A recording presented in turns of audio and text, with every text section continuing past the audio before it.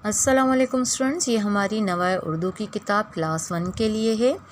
हमने अपनी last class में उर्दू के 4 लेसन कंप्लीट किए हैं और आज की क्लास में हम यूनिट नंबर 5 की सबसे पहले रीडिंग करेंगे और उसके बाद उसकी एक्सरसाइज करना आपको समझाएंगे। और इसके साथ ही आज हम आपको फर्स्ट टर्म का सिलेबस भी टिक करवाएंगे ताकि आपको अंदाज़ा हो कि हमारे फर्स्ट टर्म में कितने लेसन हैं, कितने हम कंप्लीट कर चुके हैं और रिमेनिंग हमें कितने लेसन कंप्लीट करने हैं। तो चलिए फ़हरिस्त को चेक करते हैं।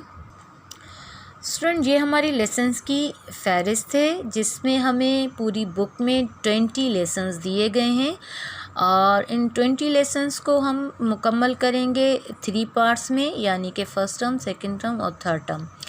तो आज हम आपको एक पार्ट का जो है सिलेबस टिक करवा रहे हैं और वो है फ़र्स्ट टर्म। और फर्स्ट टर्म हमारा स्टार्ट है यूनिट नंबर 1 से और फर्स्ट टर्म में हमें मुकम्मल करने हैं 7 लेसन्स।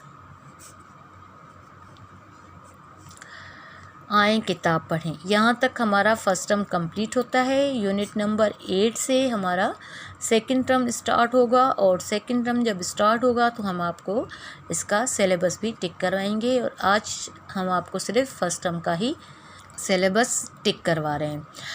तो फर्स्ट टर्म में हमारे 7 लेसन्स हैं जिसमें से हम यूनिट नंबर 1 हम्द कंप्लीट कर चुके हैं, यूनिट नंबर 2 नात भी हम कंप्लीट कर चुके हैं, यूनिट नंबर 3 हमारे प्यारे नबी सल्लल्लाहु अलैहि वसल्लम, ये यूनिट भी हम कंप्लीट कर चुके हैं, यूनिट नंबर 4 महफिल में उठने बैठने के आदाब, ये यूनिट भी हम अपनी लास्ट क्लास में कंप्लीट कर चुके हैं।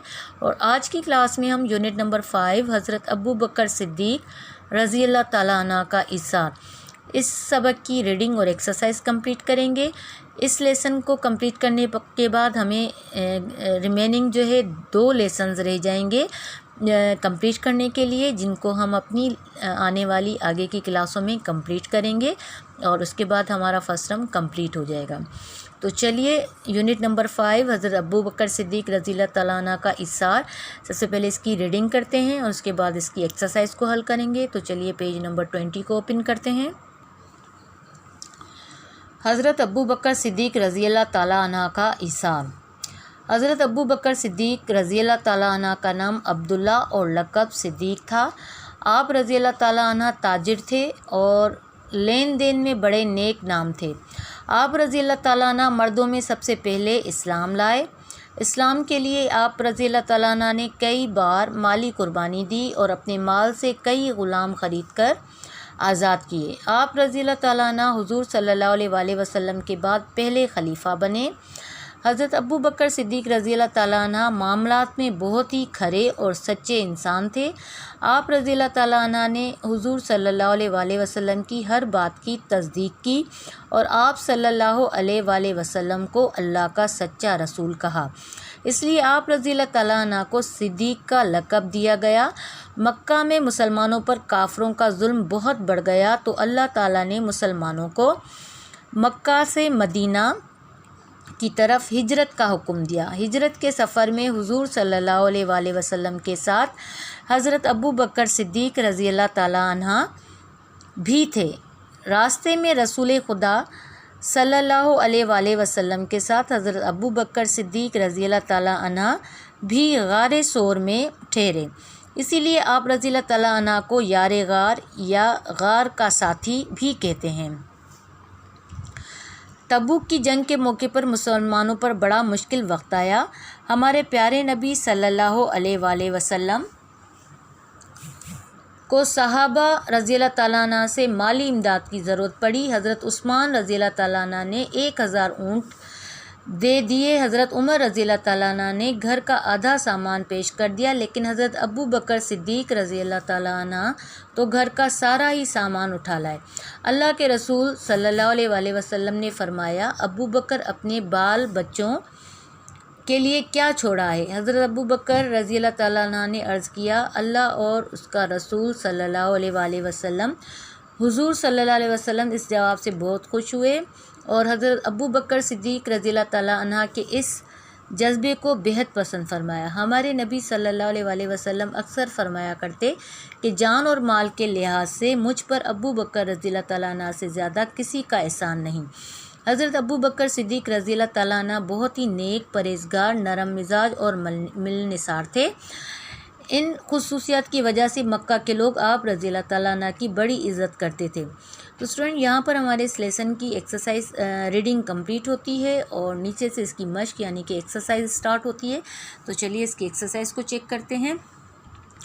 सवाल नंबर 1 है, जवाब लिखें। इसमें हमें 4 सवाल दिए गए हैं। सवाल नंबर 1 है, हज़रत अबू बकर रज़ियल्लाहु ताला अन्हु का असल नाम क्या था। सवाल नंबर 2 है, हज़रत अबू बकर रज़ियल्लाहु ताला अन्हु का लक़ब क्या था। सवाल नंबर 3 है, मर्दों में सबसे पहले कौन इस्लाम लाया।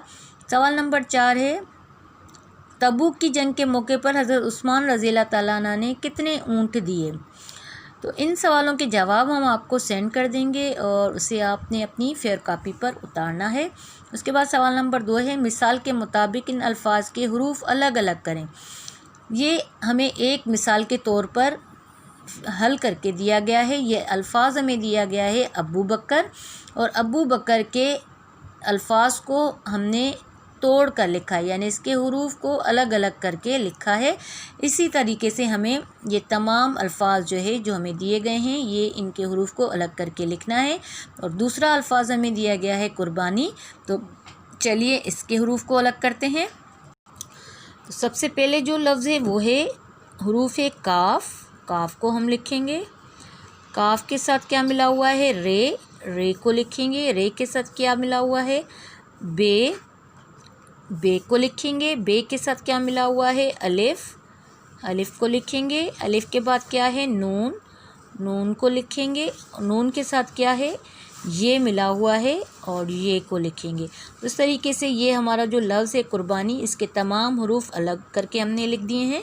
उसके बाद लफ्ज़ है मशहूर। अब मशहूर में सबसे पहला हरूफ क्या आता है, मीम आता है। हमने मीम को अलग करना है। मीम के साथ क्या मिला हुआ है, शीन। शीन को अलग करेंगे। शीन के साथ क्या मिला हुआ है, हे। हे को अलग किया। हे के साथ क्या मिला हुआ है, वाव। वाव को अलग किया और वाव के साथ क्या मिला हुआ है, रे। और इस तरीके से ये मशहूर के भी तमाम हरूफ हमने अलग करके लिख दिए हैं। उसके बाद अल्फाज है उस्मान, और उस्मान में सबसे पहले क्या आता है, एन। एन को हमने अलग किया। एन के साथ क्या मिला हुआ है, से। से को अलग किया। से के साथ क्या मिला हुआ है, मीम। मीम को अलग किया। मीम के साथ क्या मिला हुआ है, अलिफ। अलिफ को अलग किया और अलिफ के साथ क्या है, नून। इस तरीके से ये उस्मान के जो हरूफ हैं ये भी तमाम हमने अलग अलग करके लिख दिए। और इस सवाल को भी आपने अपनी फेयर कॉपी पर उतारना है। नेक्स्ट पेज पे चलते हैं। सवाल नंबर 3 है, इन अल्फाज से खाली जगह पुर करें। ये अल्फाज दिए गए हैं हमें, खलीफा, कुर्बानी, सामान, तबूक, और ये हमें खाली जगह दी गई हैं और इन अल्फाज की मदद से इनको हमने पुर करना है। जिसमें जो अल्फाज सही होगा हमने उसको वहाँ फिल करना है। तो नंबर 1 है, हज़रत अबू बकर रज़ियल्लाहु ताला अन्हु ने इस्लाम के लिए कई बार माली डैश दी। तो इसमें हमारा जो सही अल्फाज आएगा वो आएगा कुर्बानी। हज़रत अबू बकर रज़ियल्लाहु ताला अन्हु ने इस्लाम के लिए कई बार माली कुर्बानी दी। इसमें ये लफ्ज़ फिल होगा। उसके बाद नंबर 2 है, आप रज़ियल्लाहु ताला अन्हु हुज़ूर सल्लल्लाहु अलैहि वसल्लम के बाद पहले डैश बने। इसमें आएगा ये अल्फाज खलीफा, पहले खलीफा बने।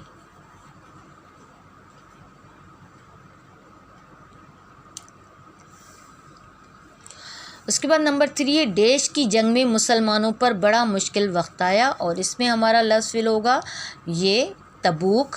तबूक की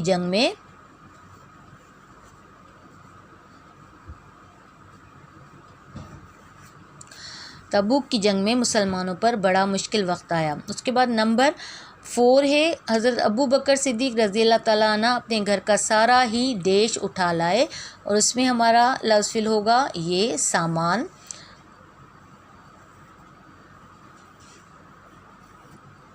तो स्टूडेंट, इस सवाल को भी आपने बुक पर ही फिल करना है, इसे फेयर कॉपी पर उतारने की ज़रूरत नहीं है। उसके बाद सवाल नंबर 4 है, मिसाल के मुताबिक झेल में दिए गए अल्फाज का ना हटाकर नया लफ्ज़ बनाएं। अब जिस तरीके से ये हमें मिसाल के तौर पर एक दिया गया है कि ये जितने भी हमें अल्फाज दिए गए हैं इनमें हमें जो ना का लफ्ज़ है ये हमें हटा देना है और उसके बाद जो लफ्ज़ बनेगा वो हमें यहाँ लिखना होगा। तो पहले लफ्ज़ है हमारा छोड़ना। छोड़ना से क्या होगा, ना हमने काट दिया तो ये जो लफ्ज़ बना छोड़ बन गया, इसको हमने यहाँ ब्लैंक में उतारना है। उसके बाद दूसरा लफ्ज़ है पढ़ना, और पढ़ना में हमने ना को काट दिया तो ये हमारा लफ्ज़ बन गया पढ़। पढ़ना से पढ़। उसके बाद लफ्ज़ है मिलना। मिलना में हमने नून अलिफ ना को काट दिया तो ये लफ्ज़ बन गया मिलना से मिल।